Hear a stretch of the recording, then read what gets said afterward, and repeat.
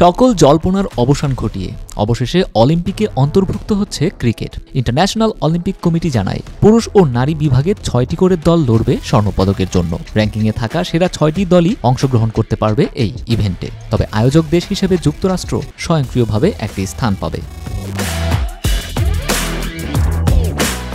সীমিত সংখ্যক দলের কারণে বাংলাদেশের জন্য অলিম্পিকে খেলার সুযোগ কঠিন হতে পারে। বর্তমান আইসিসি টি-20 র্যাঙ্কিং অনুযায়ী বাংলাদেশের অবস্থান 9ম। যদি র্যাঙ্কিং বা আসন্ন টি-20 বিশ্বকাপের ফলাফলের ভিত্তিতে দল নির্বাচিত হয়, তাহলে বাংলাদেশ সহ দক্ষিণ আফ্রিকা, পাকিস্তান ও শ্রীলঙ্কার কপাল পড়তে পারে।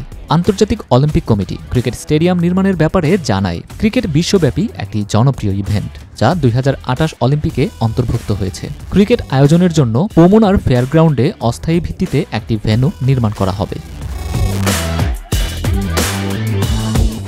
এই ঘোষণাকে স্বাগত জানিয়েছেন আইসিসির চেয়ারম্যান জয় শাহ। তিনি বলেন, ক্রিকেট বিশ্বজুড়ে দারুণ একটি জনপ্রিয় খেলা, সেই কারণে অলিম্পিকে আবারও এটা ফিরে আসাটাই স্বস্তির বিষয়। আকর্ষণীয় টি-20 ম্যাচের মাধ্যমে অবশ্যই নতুন নতুন দর্শক ক্রিকেটের প্রতি আগ্রহী হবে। আইসিসির পক্ষ থেকে আমি LA28 এর প্রতি কৃতজ্ঞতা প্রকাশ করছি।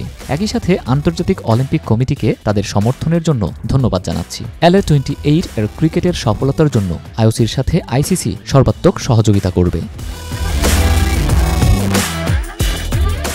শেষবার 1900 সালের অলিম্পিকে ক্রিকেট সংযুক্ত করা হয়েছিল এবং সেবার স্বর্ণপদক জিতে গ্রেট ব্রিটেন, আর রানার্স আপ হওয়া অ্যাথলেটিক ক্লাব ইউনিয়ন জিতে নেয় রৌপ্য। পরে 1986 সালে অ্যাথেন্স অলিম্পিকে রাখা হয় ক্রিকেট, তবে পর্যাপ্ত পরিমাণ দল না থাকায় মাঠে গড়ায়নি ইভেন্টটি। নূরে আল জুবায়েদ, বাংলাদেশের খবর।